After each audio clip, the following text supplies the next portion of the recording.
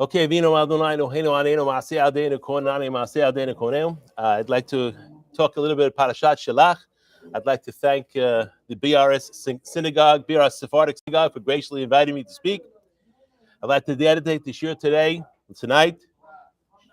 Gentlemen, Bakasha. Leilun Lishmat Yosef Moshe Binyamin Ben Pinchas Ephraim Fishel. Ruach Adonai Tenichenu B'Gan Eden. להבדיל בין המתים לחיים רפואה שלמה הרב אליהו שמעון בן מזל פוטונה. אל נרפנה לו, אל נרפנה לו, אל נרפנה לו. Parashat Shelah describes the greatest tragedy that's happened to the Jewish people, certainly in the Midbar, but really it's the beginning of all the tragedies for all of history. As our rabbis told us, because on that night it says, Vayivku kol Yisrael b'layla ahu, because all the Jewish people cried on that night, and we know that night is Tisha B'Av. So what happened is, since we cried on that night for nothing, the Talmud says, just like a mother says to her kid, a father says to the kid, you know, in the olden days when the kid was crying for nothing, what do you tell him? Come over here, I'll give you something to cry about, right? And that's exactly what Hashem said. You cried on that night for nothing. I promised you such a beautiful land, and you decided to have a different idea. Now I'm going to kovea lechem bichya ledorot. I'm going to decree for you crying for all of history. And if you look at all the tragedies that happened to the Jewish people, many of them are connected to Tisha B'Av. Spanish Inquisition, expulsion of the Jews with Tisha B'Av, 1492. World War I began on Tisha B'Av, which was the beginning of World War II. World War I is really just the beginning of World War II. So understand that many things throughout history have shown this is a day of tragedy. So if there's going to be, God forbid, any type of punishment delivered to the Jewish people, Tisha B'Av always has a piece. So it's important for us to understand what's the tragedy. We understand that they did something wrong. What exactly was done wrong? What was wrong about their idea? So the pasuk tells us in the beginning of the parasha, Shelah lecha anashim ve'yatur etz Canaan. What does it mean, Shelah lecha anashim? So the Masechet Sotah says, Resh Lakish Omer, Shelach lecha midatcha. Send lecha, which means nowhere did God say, thou shalt send spies into the land of Canaan.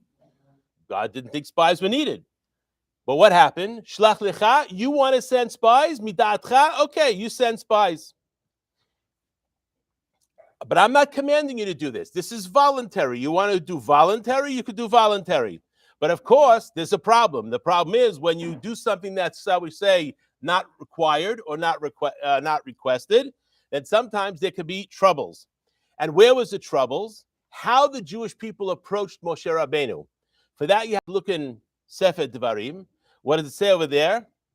It says, "Vanisa mechorev vanelech et kol hamidbar gadol hanora hahu asher item derech hara emori asher tziva Adonai Eloheinu otanu v'navo ad Kadesh Barnea." We came to this place called Kadesh Barnea.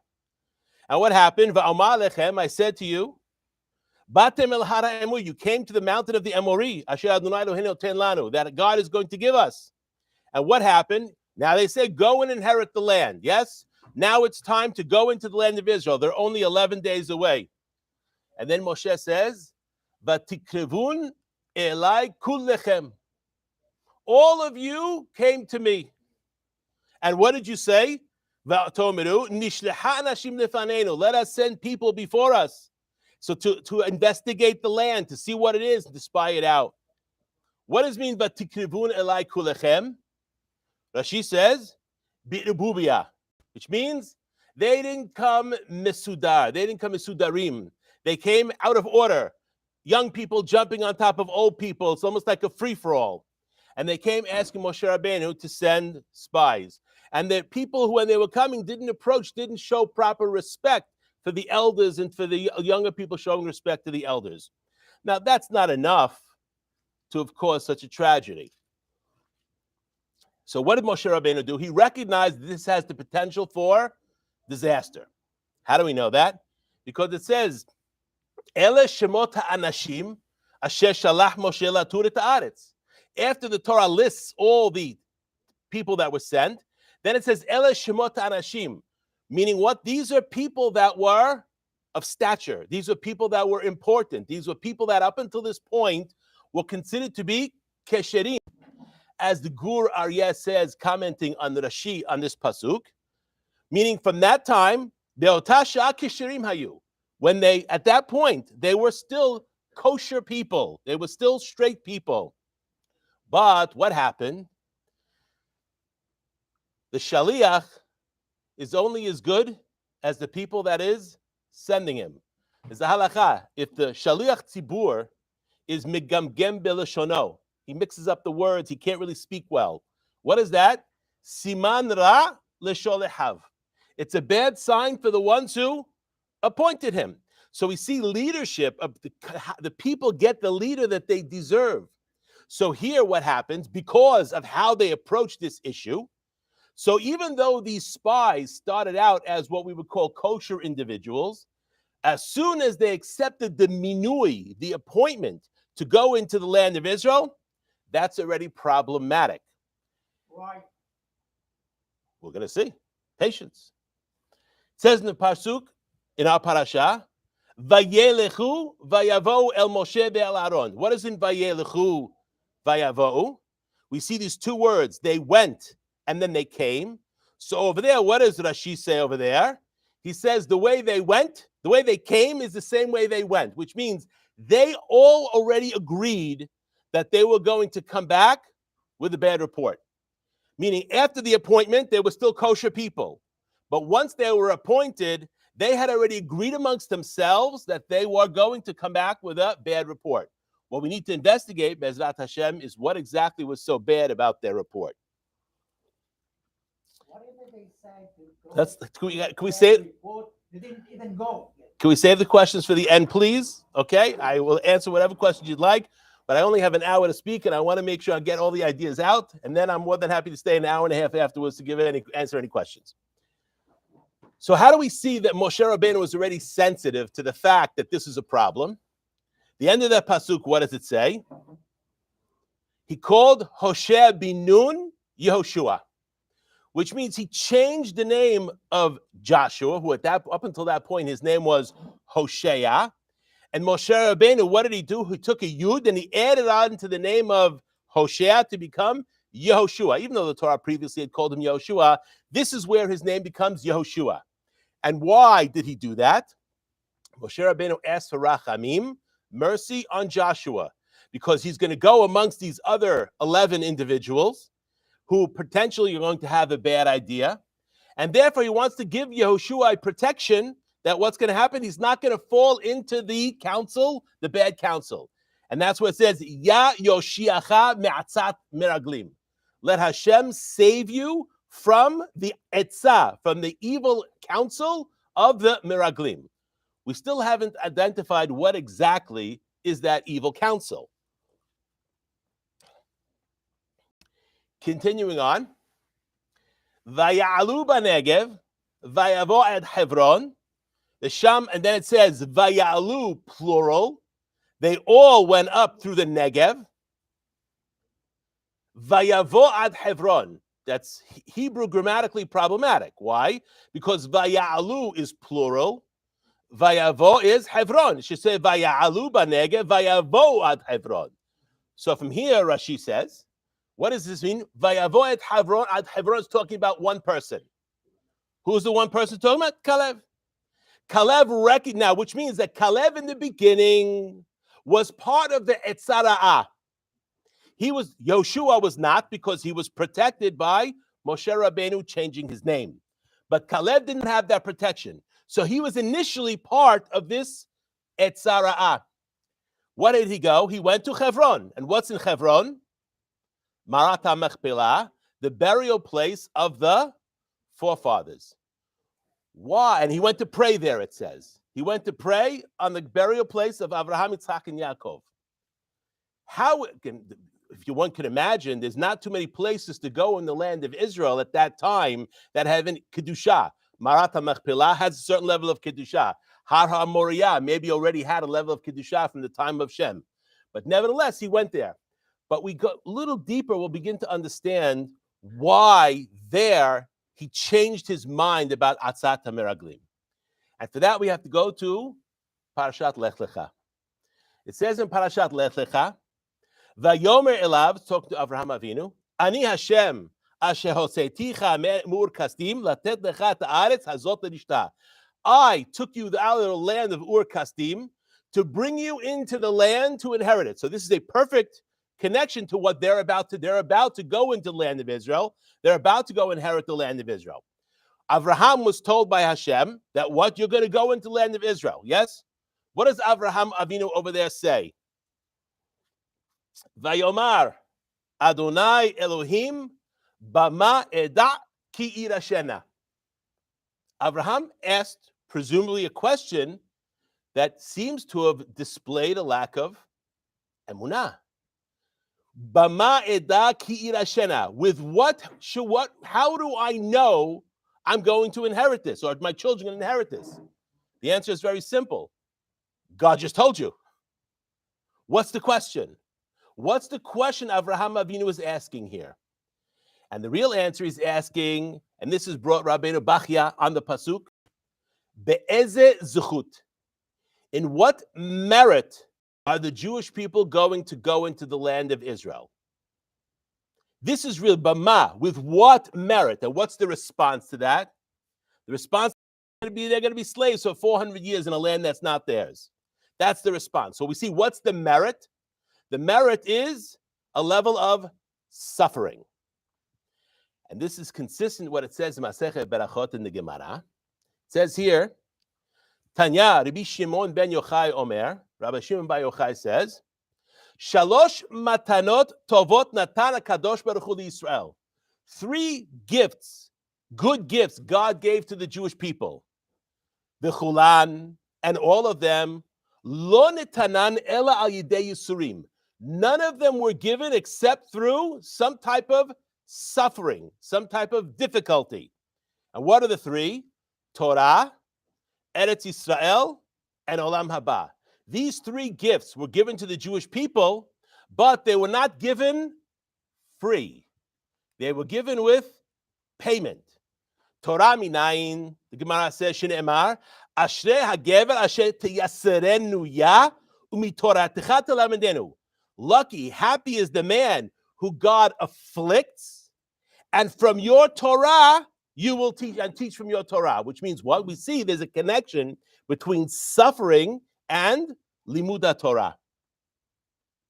Eretz Yisrael, dichtiv, Eretz Yisrael dichtiv, ki kasher yaser ishet beno, Adonai lohecha miyasereka. Just like a father afflicts his child when his child is not behaving properly, this is how Hashem afflicts you. And what's written immediately afterwards? Ki Adonai lohecha meviacha eretz tova. So we see a connection between suffering and coming into the land of Israel. And the last one the Gemara brings is Olam Haba.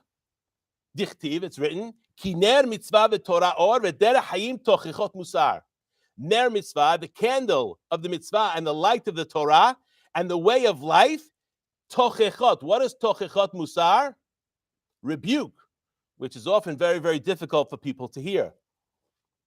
So we see these 3 items were great gifts that Hashem gave to the Jewish people, but from the beginning it was said they would have to come through suffering. So Avraham Avinu is saying, in what zechut are the Jewish people going to inherit the land? And this is what God answers.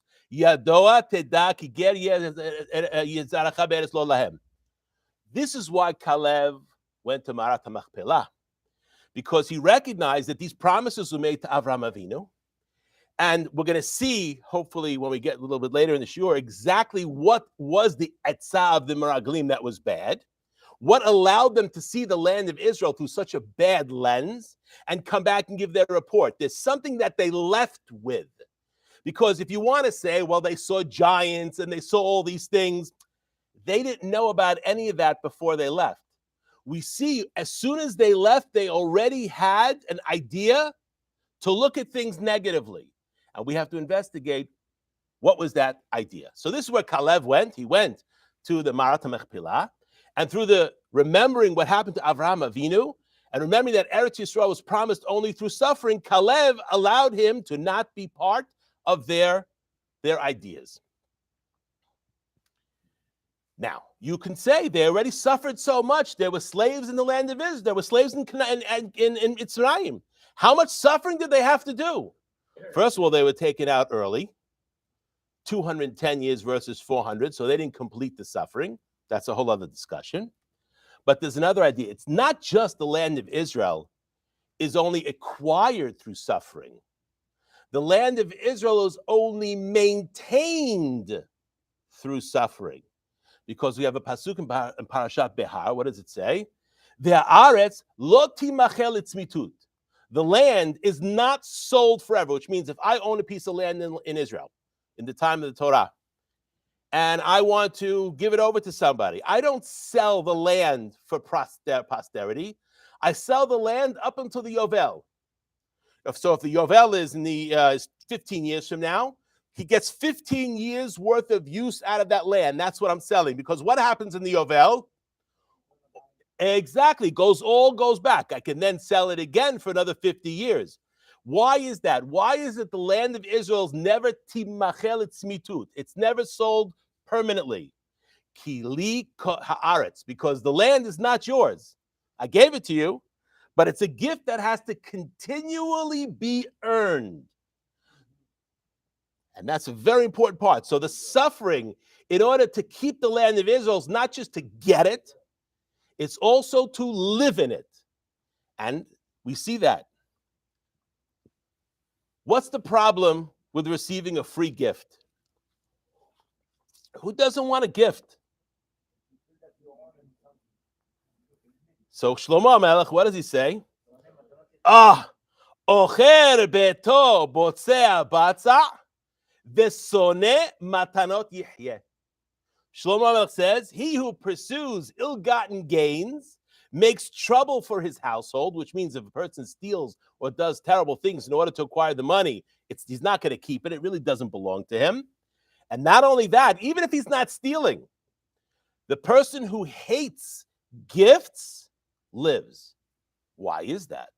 One of the reasons you said is because then you owe something to somebody. So what? You owe something. So what? You pay him. What's the big deal? It's not good for you. This is the point. It's not good for people to receive things for free. Everything valuable in the world comes at a cost. If a person studies many, many years, goes to medical school, goes to dental school, becomes an engineer, becomes a Talmid Chacham, it takes a tremendous amount of Mesirut Nefesh. In business, Baruch Hashem, a person built themselves a big business empire, yes? When a person is wealthy and wants to give over to their child, the biggest mistake you can make is just give him the business. Because what happens in that situation? If the business falls, he's not going to know how to put it back together. Much better is to start him in his own business, let him learn how to do it, give the assistance that's needed. He has to go through the toil in order to get where you are. That's a limud. That's a suffering that has to happen in order to get anything valuable in this world. And the Gemara in Masechet Kiddushin gives a story to illustrate this pasuk. There were two rabbis. One, his name is Rav Gidel, and he was trying to buy a plot of land. What happened? Another rabbi, Rav Abba, came. He didn't know Rav Gidel was bidding on this land. What did he do? He bid for the land and outbid Rav Gidel. And what happened? The land went to Rabbi Acha. Rabbi Acha didn't know that Rav Gidel was bidding on it. The owner didn't realize that he was, and plus he can sell it to who he wants anyway. Rav Gidel was upset because he wanted to acquire this land. And so what he did is he spoke to Rabbi Abba's teacher. So when Rav Abba came to visit his teacher on the holidays, Rav Abba says, what happens if a person who didn't have very much wanted to get something and someone else came and took it from other them? So Rav Gidel says, Rashahu, this is a Rasha. Even though sometimes that's how business is. We have to understand, this is not exactly, this is Rashahu. So then his rabbi said to him, this was you. Rav Gidel was trying to purchase this land, and you came out and took it from him. So what does Rav Acha say? You know what? I didn't realize, Betom Levavi. So what does he say? I'm going to give the land to Rav Gidel as a gift. I'm not going to sell it because it's a siman ra. It says in the Gemara that if a person right? Bait Rishon Siman Ra, to sell it. Yes. Okay. So what is he? He says, I'm going to give it to him as a gift. What happened? Rav Gidel says, I'm not taking a gift. Why? Soneh matanot yichyeh. And this land remained ownerless. And it was called Arad Rabbanan, the land of the rabbis. Why? Because clearly the rabbis own the land, but neither one would take possession. So we see that the idea of the spies here, and we're going to see this a little more deeply, is everything they received in the desert was not at their own merit. Yes? The man, whose merit? Moshe Rabbeinu. How do we know? When Moshe Rabbeinu died, they go into the land of Israel. Within a very short period of time, the man stops. Water. 2 parashot from now, we're going to read what? Miriam dies. First time, 38 years had gone by, no problem with water, and now they got no water. Aharon, the Ananim. As soon as Aharon died, what does it say? The Goyim were able to see them. The entire time, all they saw was a cloud in the desert. They were untouchable. So we see these 3 items throughout the desert were given as a matana to the Jewish people. Now, the goal, at least the outset, was a very short period of time. Chet HaEgel delayed it for 7 months. But the Meraglim delayed it for 40 years, or 38 years to be specific. And that's why when Hashem heard what they said, it's not just that they spoke badly about the land of Israel. Some people want to learn a Kal Vachomer. Because Miriam, at the end of this week's parasha, the last week's parasha, Be'altucha, spoke Lashon Hara against the land of Israel, they didn't learn. How is that a Kal Vachomer? It's land. It has no feelings. It has no emotions. If you speak a Kal Vachomer, it has to be that the one you're doing it, comparing it to, is stronger. How does that work? So really, if you want to learn it at Kal Vachomer, it's not that they spoke badly about the land of Israel per se, because what do we know about the land of Israel? Eretz Asher Hashem Doresh Ota Tamid. They really were speaking badly against God. That's different. That's different. But let's forget about the Kal Vachomer for 1 second. What was the problem? In the desert, they were accustomed to getting things for free. But we learned land of Israel cannot be maintained for free. It's going to require Mesirut Nefesh. And this generation was not accustomed to that level of Mesirut Nefesh. Now, if we look carefully, we see right away, if one person from these people sees the land, Hador Hara Hazeh, this evil generation, Et Aretz HaTova, the good land, Asher Nishbati, Latet Lavotem, that I promised to give to their forefathers, yes? Zulati, Kaleb ben Yefuneh, but not Kaleb ben Yefuneh. Kaleb ben Yefuneh is an exception, right? So we see from here, Kaleb ben Yefuneh, even though he was above the age of 20 years old, is going to be going into the land of Israel. But then it says, Gam bi hitanaf Hashem biglachem lemor gam atalo tavosham. This is in Sefer Dvarim. Now, when does Moshe Rabbeinu, how do we see Moshe Rabbeinu is not going to the land of Israel? From when? Where do we see Moshe Rabbeinu is not going into the land of Israel? He hit the rock. This is in Perashat Hukat. Yes, this is further away. Yes, this is actually, the hitting of the rock happened when? After Miriam died, which was when? Almost the last year that they were. But we see already here, what does it say? Gam bi hitanaf Hashem, which means from that point, from the Meraglim, Moshe Rabbeinu was already not going to the land of Israel, yes? It hadn't been publicized yet because God was upset with Moshe, only told Moshe. People just assumed Moshe was going to go into the land of Israel until he hit the rock. But if we see carefully enough, we look and we see that really Moshe Rabbeinu is not going to the land of Israel from before. Parashat Behalotecha, what does it say? Eldad u'Medad mitnabeim b'mahaneh. Yoshua hears that They're prophesying in the Mahaneh. And what does Yoshua say? Kilahem.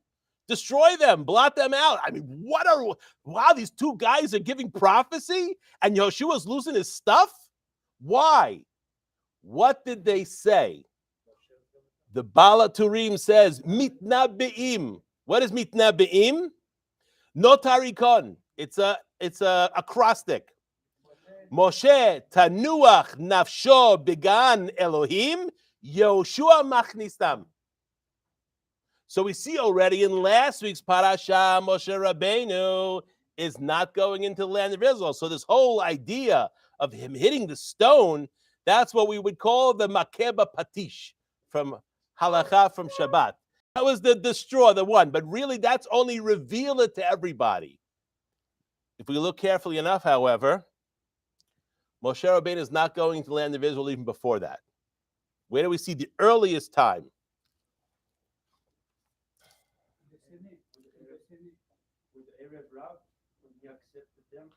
Okay, but it doesn't say that in the Torah. When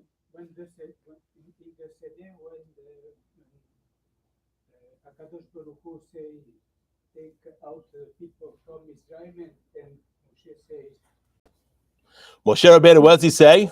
Say to another one, say to her brother. Lama hareota la'am hazeh, lama zeh shelachtani, which is at the end of Parashat Shmot, way back there. What does it mean? Moshe Rabbeinu is complaining because Paro made it worse for them, not better. Moshe Rabbeinu is coming to rescue them. And what happens? Right away, it gets worse for them. It always gets worse before it gets better. Ume'az bati el Paro ledaber bishmecha, since I came to speak in your name, herala amazeh, he did evil to this nation. V'hasel lo hisalta et amecha, and you still didn't save the nation. Vayomer Hashem and Moshe, ata tir'eh. What is ata tir'eh? With an ayin, not an aleph. Now you will see. What does it mean, now you will see? Rashi says, now you're going to see what I'm going to do to Paro and all of Egypt. But you're not going to see what I'm going to do to the 31 kings in the land of Canaan. So we see already here, Moshe Rabbeinu is not going in. What's the hekesh with what? Now you're going to see what I'm going to do to Paro. But when did the 31 kings? Ata, now. Why the word ata tireh? Now. Now you will see. Now you will see, but you won't see in the future. But what is the hekesh you're not going to see in the future? Where does that come in? If it says now you will see, why wouldn't it just say you will see? Now is an extra word. It should have said ata, aleph, taf, hey, ata tireh, you will see. That's not what it says. Ata, now. And we see a remez in Parashat Behalotecha where it says ata tireh, when Moshe Rabbeinu once again complains against God. Why did you send me? How, I can't bear these people. They're really tough. Just ask the president how hard it is, or the vice president how hard it is to be involved with the synagogue. It's impossible. Moshe Rabbeinu set the paradigm for all of history, yes? To take the blows for the people, yes? That's what Jewish leadership's about, yes? That early on, he sort of robbed Moshe of any motivation to fulfill the task. That is the most amazing thing. What do we know about Moshe Rabbeinu? Doesn't matter what. He is no self-interest, not like the politicians. He's not taking bribes, right? Even though he knows from early on he's not taking them into the land of Israel, he's still out the outside. Nobody else knew that except for him. And he functioned and led the people in a way that I'm going in and not going in makes no difference. But Hanan, why he spends there all that time praying and davening to now he does care? Okay, let's understand that. Great question. Vayet Hanan. What terrible lesson could one learn from Vayet Hanan? That there's no concept of teshuvah. How is it possible Moshe Rabbeinu could not beseech God and even Moshe Rabbeinu was saying very simple over there. Let someone else lead the people. I don't need to be their leader anymore. I'll resign. or I'll go off the reservation. Let me just go in and see the land. Rashi said he just wanted to go in and do the mitzvot hatuliyot ba'aretz. God says, stop talking. Rav lach. Meaning what? Don't pray anymore. Why? Because if Moshe Rabbeinu would have prayed more, he would have got it. Moshe Rabbeinu's his character was self-sacrifice all the time for the people, from the beginning until the end. Or Chaim says even more, and he's quoting, Or Chaim brings it from Masechet Berachot, by the sneh, right? Moshe Rabbeinu is discussing with God. I don't want to go. There's somebody more worthy. Send Aaron. So what? You're right, but let's see the pasuk. It's very subtle. What does it say? Moshe Rabbeinu, what's one of his arguments?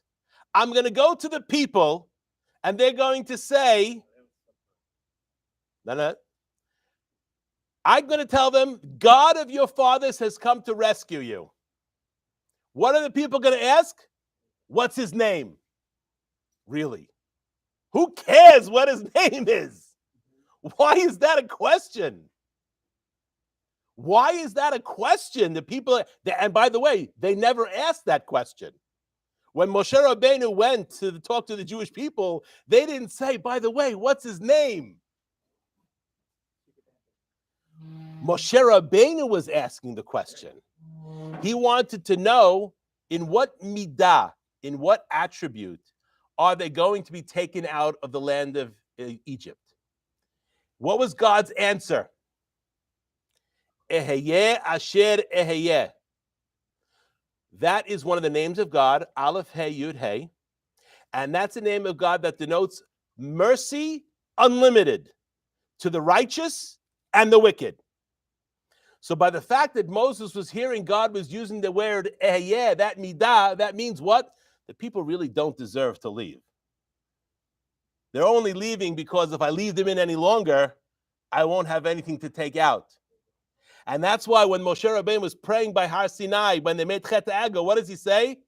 Lama, what does he say? Exactly, meaning what? You did this. It's your fault. You took them out too soon. They didn't finish their Yisurim. They didn't fulfill the complete Yisurim they were supposed to have from Avraham Avinu 400 years. And because of that, what does that mean? Why is it now? That's what God told Moses. But then God says, when you talk to the Jewish people, don't say eheyeh asher eheyeh. Just say to them, eheyeh shelachani alechem. Why is eheyeh asher eheyeh? Which means now they're going to be taken out of the exile with unlimited mercy. And there's going to be another time in the future that they're going to need to be taken out with unlimited mercy. They won't be able to hear that. They don't want to know that this is not the last time they're going into the exile. So when you tell them, just tell them, yeah. But for you, I'm telling you, there's going to be another time where they're going to be exiled. From here, Moshe Rabbeinu knows he's not going to the land of Israel. Because everything Moshe Rabbeinu did had permanence to it. And if he would have built the Bet HaMikdash, which is exactly what he had done as soon as he went in, the temple would never have been destroyed. And really, the Gemara talks about this and says that one of the keys to raising children is sometimes in the house a dish breaks accidentally, yes? Most people, what do you do with the dish? You throw it away. No. You put it someplace and you hide it. Why? One day, the children are going to misbehave. And you run into the kitchen. What do? You take the broken dish and you break it on the floor. The kids think, oh my God, Dad's lost his stuff. He's really upset. But the fact is, the father hasn't lost anything because otherwise you would have taken a non-broken dish and broken it, right? So we see this is what the analogy they give. So since the Jewish people misbehaved, we misbehaved in the time of the first temple, and God was going to destroy us. Instead, what does he say? He took his anger out on wood and stone and not on us. So we would see that and say, oh my gosh, God is really upset. Same analogy. So from here we see if Moshe Rabbeinu would have gone in to build the temple, it would have never been destroyed. And unfortunately, then the Jewish people wouldn't have Moses to rescue them, and that would have been a problem for us. Yes. Yes, it was. It's hidden.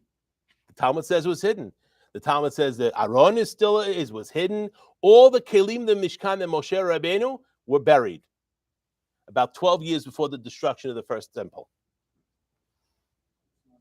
Some people say it's in Rome. They'll deny it until the Mashiach comes. Is what it is. Okay. Coming back to our parasha. The pasuk says in our parasha, what was Kalev's argument? Ach badonai al timrodu. Do not rebel against God. Ve'atem, and you al tiyiru'et am haaretz. Don't be afraid of the people of the land. Ki lachmenu hem. They are our bread. Their bread. Sar silam alehem. Their protection has left them. Va'adonai itanu al tiraum. And God is with us, don't be afraid. The Zohar says the Meraglim recognized that when they go into the land of Israel, they're not going to be able to be the leaders. If you remember from a movie many years ago called The Godfather, there's a war consigliere and there's a peacetime consigliere, yes? There's a war advisor and then there's a peacetime advisor. In peacetime, you listen to the Secretary of State. In wartime, you listen to the Secretary of Defense. It's not exactly the same job, okay? So we understand that the Meraglim were there. Who were the Meraglim? Who were these people? Some say it was the 12 presidents. It was the ones from we read about with the gifts, yes? Who were these people? What allowed them to be leaders of the Jewish people? In Egypt, it says, Vayuku. What is Vayuku? The Jews were whipped, yes? But it doesn't say, it says Vayuku, which is a very strange build of the word lakot, of the verb. Why? The Egyptians were very smart. They realized if we beat the slave, what's going to happen? He's going to not be able to work. You break his bones, what happens? He can't work for a couple of weeks. He goes out on disability, on the DL. So what did they do instead? They appointed people who would take the beatings for Klal Yisrael, which means I might be willing to take a beating because I'm a little lazy today. But if I'm lazy today, my fellow Jew is going to take a beating. That I can't stand. So that got the Jewish people to work much harder. Who are these people, the leaders? These were the ones who were beaten in Egypt, the Shotrim. They weren't policemen. They were policemen who were beaten. Anyway. Shotrim. Exactly. So now we see what? So these are individuals that could only lead the people in a time where everything was given for free. What did they say last week's parasha? We remember all the things we did in Egypt. All the things we ate. The word they use is hinam. What is hinam? Free. They glorified the slave days. The slave doesn't have to worry where his food's coming from because if he starves to death, he can't work, right? So the master is always going to providing the slave food. He doesn't have to worry about where he's going to get the food from. Nothing changed when they got into the midbar. They don't have water, God provides. They don't have lechem, God provides. So the mentality of the Meraglim was everything's free. We don't have to work. That is not the way it works when you go into the land of Israel. First of all, we just said the land has to be acquired through suffering. But even more so, as soon as they go into the land of Israel, what happens? The man stops, the water stops, the clouds stop. So what does that mean? They got to fend for themselves. They got to fight. Not only do they have to fight, they have to plant, they have to reap, they have to sow, they have to work. What is lachmenu hem? It's a remez to a concept that's brought amongst the Sfarim called Nahamat de Kisufa, which means bread of shame. Lechem busha. Unfortunately, the beggars today is not a problem for them, but in the olden days, it says, when a person receives something for free, which is really, that's what begging is, right? They're getting a tzedakah. They're embarrassed to look in the face of the person that is giving. Why are they embarrassed? Because this is not the way God hardwired human beings. As it says in Iyov, Ki Adam le'amal yulad. A person is born to toil, to struggle. This is what this world is. This world is not a world of reward. The Gemara says, Schar mitzvot ba'olam hazeh leka. There is no reward for mitzvot in this world. The only reward for a mitzvah in this world is another mitzvah. Mitzvah, goreret, mitzvah. But all the reward for the mitzvot, and the simple reason is there's not enough currency in the world to pay you for one mitzvah. You see that in the halakha? Okay, but how much? Overdoing is no good either, right? What's that? You do? But that's suffering. There's only two, Shiluach HaKan and Kibud Avim. And both of those are there to teach us a lesson. That even though Shiluach HaKan seems like a very simple mitzvah to do, it's ki yikareh kan tzipor. You can't set it up. It doesn't work like that. You happen to be walking and you come across this nest and you want the eggs, which means it's a zechut that you have this mitzvah. Kibud Avim is also a tremendous zechut. I had a patient once many years ago. She was Irish Catholic, and she would, I'm a physician, and she would go to church every single morning. She was a real Bible-thumping Catholic. And basically, she had a stroke many years before I met her, and she would come to the office, her arm was like this, but she would never allow herself to be wheeled in the wheelchair. She would get out of the wheelchair in the waiting room and walk into the office so she can sit down. And she came alone. I didn't realize she had two sons, okay? And she had no daughters. Unfortunately, she had a stroke on the other side. And what happened? Now she had her two sons bring her into the office, and they had to wheel her into my office because she couldn't walk anymore. So the sons left. We closed the door. I asked, how are you feeling? She says, I want to die. So, of course, as a good Jew, I'm going to say, why do you want to die? I sort of knew, but why do you want to die? She says, I don't want to be a burden on my children. This is not what I want in life. I want God to take me. I said, hold on a second. I'll be right back. I went in and I got a Hebrew English Bible that I had in the back. That's a good secret for business spies. Always keep a sefer in the business. They'll say it's a little slow. You open up the book. Yes, sir, I will send in the customers. So I go to bring the Bible, and I had to read chapter 20, verse number 5. I said, don't you want your children to live a long life? She says, of course, then let them honor you. Changed her entire outlook, and for the next 6 months, she died 6 months later.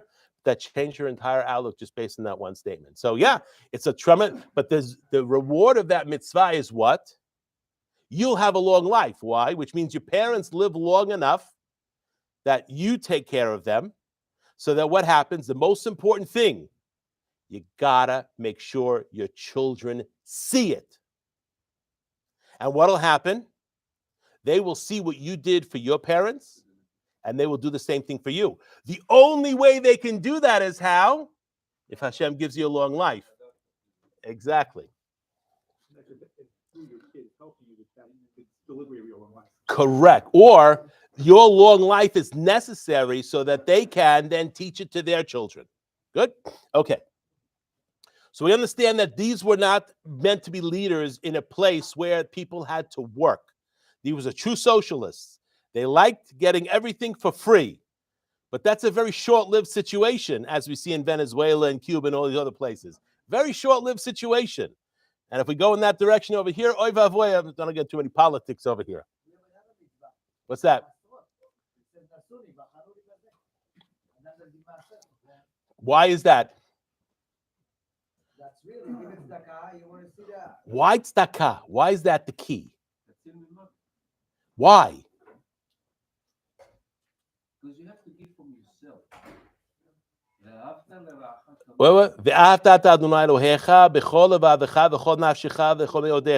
What's last in the pasuk? Why? Because people will give up their life faster than they'll give up their money. But you didn't hear what I just said. Your money or your life. Some people actually negotiate.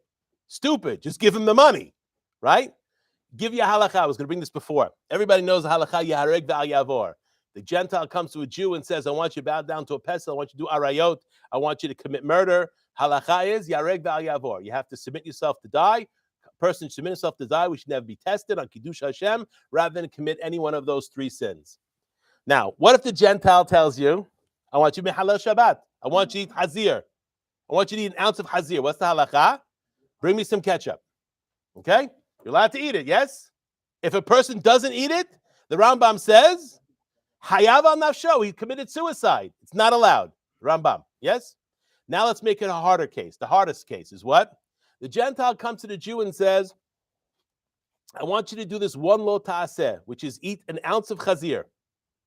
If you don't eat this ounce of chazir, I'm going to take away all your money, all your possessions, all your stocks, all your bonds, all your retirement accounts, your house, your car, everything.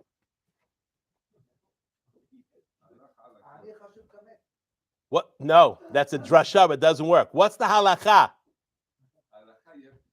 That's right. Which means for one lo ta'aseh in the Torah, a person has to be willing to give up kol mamono. That's hard. Exactly. So I hear you, but in that situation, that was the situation you're brought into.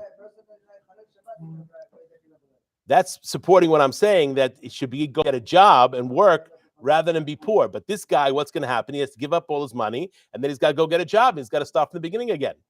That's why the best advice a father gives his son is how to build a business, not to give him one already instead. Yeah? Anyway, so we see from here what? That the real issue that the Meraglim were guilty of, where they were trying to bring this idea of free everything, water, food, shelter. This is not going to work in the land of Israel. And that's why the ultimate punishment for what they did was what? That entire generation was not allowed to go in the land of Israel. Because the land of Israel can only be acquired and can only be maintained through a person who's willing to work. And why does God put us in a situation where we start off before we come to the world? Where's the neshama? With Hashem, yes? The neshama does not want to come to this world. Why not? There's all risk and no benefit, or no potential. The risk is much higher than the benefit. A person can fall a lot easier than they can rise up, yes? The neshama doesn't want to go down. God forces it to go down. Because the neshama makes a great argument. What happens if I'm exactly the same? I lived 100 years or 80 years, whatever, but I'm at the same level. I didn't go up, I didn't go down. What's the point? The Ramchal talks about this in Da'at Tvunot. The point is what? When the neshama is in the shamayim, everything it has received for free. The goal of this world is to come here with the challenges of the world, with the Yetzer Hara, with the Kesef, with all this stuff, all the difficulties, and to be able to overcome those difficulties and still do Avodat Hashem properly. That is the goal of this world. And even if the person is at the same level when he came and when he leaves, the difference is this level now, he is not embarrassed because he earned that position as opposed to before where he did not earn that position. And what is the ultimate goal? Lachazot benoam Hashem ulvaker behechalo. So if a person is receiving things for free, what does that mean? They can't truly appreciate Gilui Shekhinah. They can't truly appreciate the countenance of God. Only through the toil and the difficulties that we have when we do our things and we get through life. This is how a person can then, after 120 years, hold their head up and look and appreciate exactly what it's all about. And that's the concept of bread of shame. And Zohar talks about this as well. The person should now, is one item that a person's supposed to get for free. What's the one item a person's supposed to get for free? The Zohar mentions it and says says chalav and yain. Chalav, but the Zohar is not talking about wine and milk because that's never free. Yain represents Yirat Hashem. Yirat Hashem doesn't cost money. It requires investment. It requires a person to think about it, but you can't buy it. You can't buy fear of God. And chalav is divrei Torah. The halacha is, and I'm not going to get into too much details about this because I get myself into trouble. The halacha is Moshe Rabbeinu. Who taught him the Torah? God. How much did God charge Moshe Rabbeinu for teaching him the Torah? Nothing. Which means a person can think it's either priceless or worthless. It's really priceless, yes? So God told Moshe Rabbeinu, when you teach, since you learned it for free, you have to teach it for free. And that's why the halacha, he's brought in the Shulchan Aruch, by the way, is Torah shebe'al peh has to be taught for free. Torah shebichtav, you have the reshut, the permission to take money for teaching Torah shebichtav or the perush of Torah shebichtav. But you do not have the permission to take money for teaching Torah shebe'al peh. Why? Because you learned it for free. Therefore, you have to. It says, Re'eh limati etchem chukim u'mishpatim ka'asher tzivani Adonai. Moshe Rabbeinu says what? Look, I taught you just judgments and statutes, like God taught me. Meaning what? Chinam. So that is something. Now, of course, it's not chinam for the student, because the student has to make sure that they accept the learning, that they review it, they do chazara, they learn it, they change their life. So it's not free on the student's part. But now what happens if the teacher, in where he was living, the only people who were teaching Torah were taking money? So he had to pay money in order to teach. He had to learn. What does he do when he has to teach? Not allowed to take money. Now, nowadays, we have a lot of people, unfortunately, taking money for teaching. The idea there is because we're so low and so our abilities are so weak, so low, that if we don't have people spending their full-time learning, we're not going to have greats in the generation, because the amount of investment, because we're such a low level, it takes a person really can't be involved. But if you look in the Talmud, all the chachamim of the Talmud, they never took money for teaching. The Resh Galuta got paid a certain amount because he was the head of it was a political position, yes. But the regular guys, Shimon, the Hillel, he worked. He was a water carrier, yes. So they had jobs. Okay, that's why it's also important. Tov Torah im derech eretz, and yigiat kapecha, ki tochal ashrecha v'tov lach. Meaning what? Unlike Yirat Shamayim, which is ashrecha. Ashrei Hashem, Yirat Hashem is good, right? But with Yegiata Kapecha, what does it say? Ashrecha v'tov lach. And that's the concept of a person working and toiling. Now, you could also do other things. You could, if you're doing weddings and bar mitzvahs and things like that, that you can charge for. You can get another rabbi to do that. It doesn't have to be this person, yes? But for teaching Torah, it's supposed to be free. Starting Torah shebe'al peh, halacha, things that a person has to live. Nowadays, it's very hard to find that, but if a person can do that and they have an independent wealth, they can teach that way. That's the best way to do it. We learned this from the Meraglim. That was the mistake of the spies. They wanted everything for free.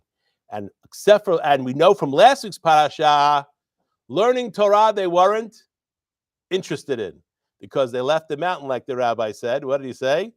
They vayisu mehar Hashem.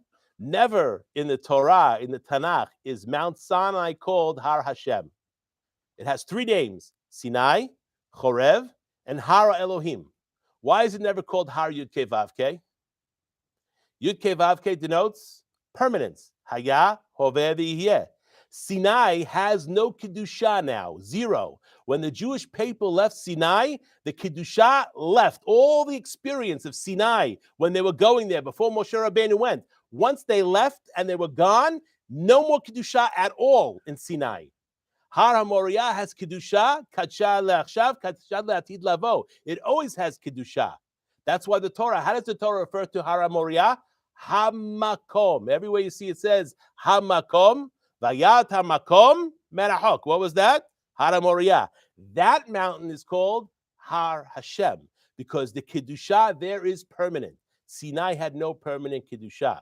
So that's why it says, Vayisu mehar Hashem. It doesn't mean they left the mountain. They didn't leave the mountain. The mountain is not called Mountain of Yud Kei Vav Kei. They left Yud K Vav K. That was the problem. So we see that what they were supposed to get for free, they didn't appreciate. The Torah, which is supposed to be what they're getting for free, they didn't appreciate. They certainly didn't appreciate the man. We know that from last week's Perashat. The hope was to go into the land of Israel, but these guys had no chance. And that was the problem because they had a mentality of getting everything for free. This is not the way God designed human beings. If their error was wanting everything for free, how were they punished? 38 more years of free stuff. No. Okay, let's understand their punishment. Okay? Every Tisha, by the way, nobody died except on Tisha B'Av. What would they do? They would dig a grave, lay in it, and then 15,000 people wouldn't wake up, and then the rest of them would cover them up with dirt. Could you imagine on Tisha B'Av, we had a hard enough time sitting on the floor and putting ashes on our forehead and things like that, right? Imagine digging a grave and laying it all night long, not knowing if you're going to wake up in the morning. I don't know if that's free. So they lived all year long just to experience that. And that was constant, but it was a constant reminder. It was a constant reminder that what? Their mistake. And when they tried to fix it, they wanted to go up. Amalek Yoshe B'Negev. They wanted to go up. No way. Okay, Baruch Adonai le'olam, amen ve'amen. Rabbi Hanania ben Akashi omer, Asah HaKadosh Baruch Hu lezakot et Yisrael. לפיכך היא באה להם תורה מצוות שנאמר, אדוני